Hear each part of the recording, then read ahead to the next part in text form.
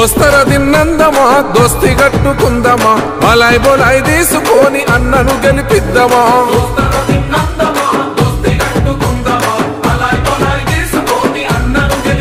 ఓహో మన బీర్లా గైలన్న సైన్యమై ఉందమా దోస్తర దిన్ దోస్తర దిన్ అసలు దోస్తర దిన్నందమా దోస్తి కట్టుకుందమా బలాయ్ బొలాయ్ తీసుకొని అన్నను గెలిపిద్దామా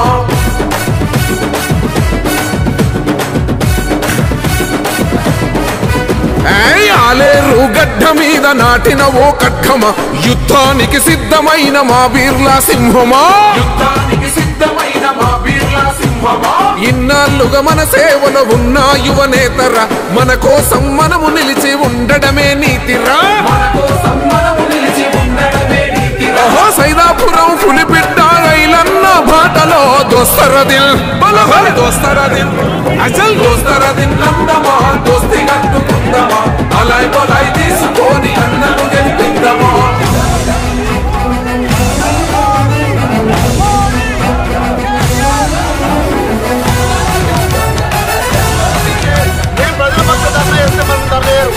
అధికారం నుండి రాష్ట్ర ముఖ్యమంత్రి అక్కడ కేంద్రంలో మోడీ ధర్నాలు చేస్తారేమో మీరు పర్మిస్తారు.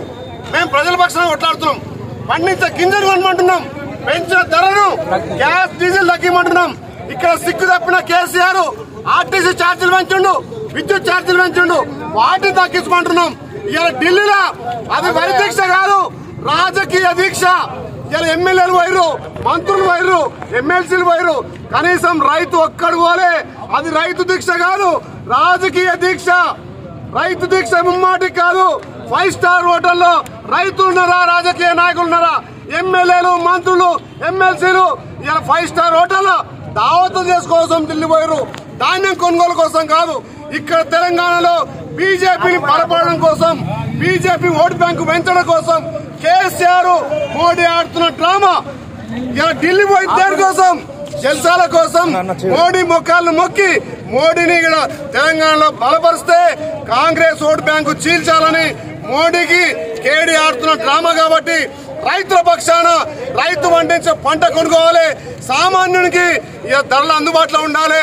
డీజిల్, పెట్రోల్, గ్యాస్ ధరలను తగ్గించేంత వరకు ప్రజల పక్షాన కాంగ్రెస్ కొట్లాడుతుంది. జై కాంగ్రెస్.